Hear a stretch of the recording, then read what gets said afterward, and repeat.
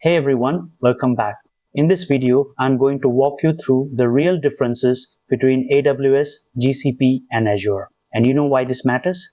Because picking the wrong cloud provider at the start of a project can cost your organization millions in wasted engineering time and infrastructure spend, or lock you into a platform that cannot scale with your needs.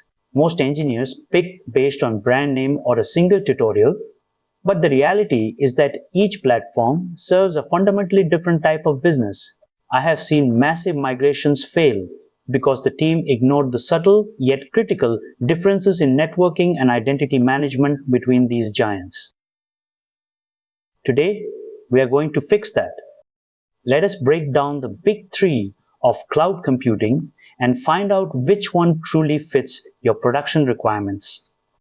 Specifically, we will look at the core philosophies of each provider, compare their architecture using real scenarios, and walk through an actual infrastructure as code deployment for a load balancer on each. Then, we will dive into head-to-head performance metrics and cost models, followed by a decision framework to help you choose. These are the topics we are going to cover in this video, so do not skip ahead. Watch all the way through to actually understand this properly.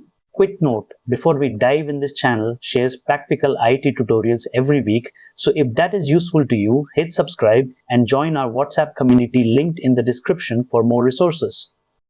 So, how do you decide? Is it just about who has the most services? Absolutely not.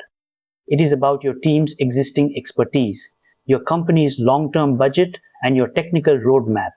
A team already running Windows Server and SQL Server will find Azure to be a natural fit, while a data-heavy team might prefer the unique machine learning tools inside Google Cloud. We need to look past the marketing and into the engineering. What is Amazon Web Services? Think of it as the pioneer of the industry. It offers the broadest, deepest set of services, currently exceeding 200 individual offerings with a global footprint that is unmatched. It is the everything store of cloud computing. If you have a requirement, AWS has a service for it, often with multiple versions to choose from. This is their greatest strength, but it is also their biggest challenge. The sheer volume of choice can lead to significant analysis paralysis for new teams. What is Google Cloud Platform? It is built on the exact same global infrastructure that powers Google Search, YouTube, and Gmail. It is heavily optimized for data analytics, containerization, and machine learning. Think of GCP as the developer-first cloud. It focuses on high-speed networking and open-source standards, specifically Kubernetes, which Google actually invented. If your team is obsessed with speed, containers, and data-driven insights, GCP is often the platform that gets out of your way the fastest. And what is Microsoft Azure? It is the enterprise standard for businesses already invested in the Microsoft software stack. It integrates seamlessly with Active Directory, SQL Server, and the broader Windows environment. Think of Azure as the bridge cloud. It is designed to take an existing on-premises, Windows-based company and extend their reach into the cloud with almost zero friction. If your organization relies on Microsoft tools for identity and productivity, the integration story here is essentially unmatched by the other two. When we compare them side by side, the differences become clear. AWS is the mature, broad choice for almost any scale. GCP is the high-performance choice for data and containers. Azure is the enterprise choice for Windows-heavy organizations. Let us see how these look in practice. To provision a load balancer in AWS using Terraform, we define an application load balancer resource. We explicitly set the subnets and enable deletion protection. This is the standard pattern for AWS, which favors granular control over every aspect of the load balancer's configuration.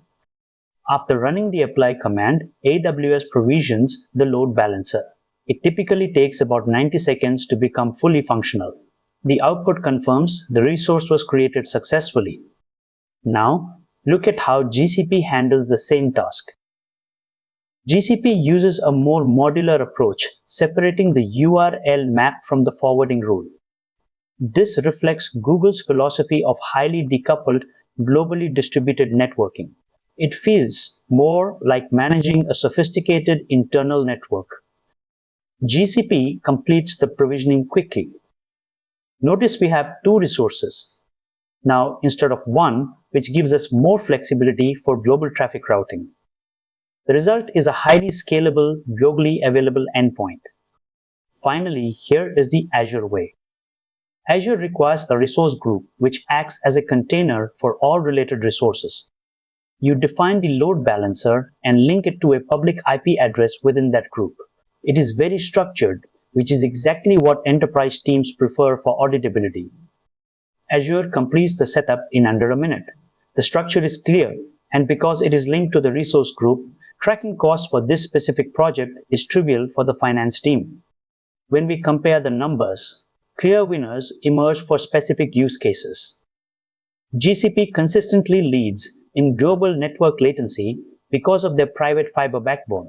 AWS reserved instances and savings plans often provide the deepest discounts for predictable long-term workloads. Azure is the most intuitive platform for Windows administrators, which reduces training overhead. AWS maintains the largest marketplace for third-party software, which is critical for complex compliance needs. And finally, Google Cloud is currently the leader in machine learning tools like TensorFlow and BigQuery, which are essential for data-heavy startups. Make sure to review each point shown on screen carefully. So when should you use each? Use AWS if you need the broadest set of tools and maximum global reach. It is the safest choice for almost any enterprise. Use GCP if your primary focus is data analytics, large-scale machine learning, or you are already heavily invested in Kubernetes. Use Azure if your organization is already a Microsoft shop. The integration with Active Directory and Office 365 will save you hundreds of hours in identity management alone. What are the common mistakes teams make? First, ignoring egress costs. Moving data out of the cloud is expensive, and these costs vary wildly by provider. Second, overestimating your team's skill set. If your team knows Linux, but you pick Azure, you will pay for it in training. Third, failing to plan for multi-cloud complexity. Running across two clouds is exponentially harder than running on one, and most teams are not ready for that. Finally, choosing based on marketing rather than data. Run a proof of concept on the platform before committing your entire production backend. Consider this. A large e-commerce retailer serving 5 million active users was struggling with their on-premises data center. They evaluated all three clouds, but they chose Azure. Why? Because they already had deep investments in SQL Server licenses and Active Directory. By moving to Azure, they migrated their existing identity and database systems with almost no changes to their application code. This reduced their infrastructure management overhead by 40% in the first 6 months. That is the power of picking the platform that matches your existing organizational DNA. So, here are the key takeaways. AWS is the mature, general-purpose choice for broad requirements. GCP is the performance leader if you are doing data science or containerization. Azure is the efficiency winner if you are already a Windows integrated shop. Always perform a deep dive into egress cost because that is where the bill usually surprises you. And most importantly, choose the platform that matches your team's actual skills, not just the one with the flashiest marketing. If you found this video helpful and you think it can help others in the community too, please do like and hype the video. It helps more people find this content. Hit subscribe to stay updated for our regular videos. Join our WhatsApp community using the link in the description where we share more practical IT resources every week. Thanks for watching, and I will see you in the next one.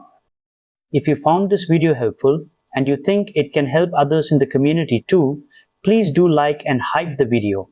It helps more people find this content. Hit subscribe to stay updated for our regular videos.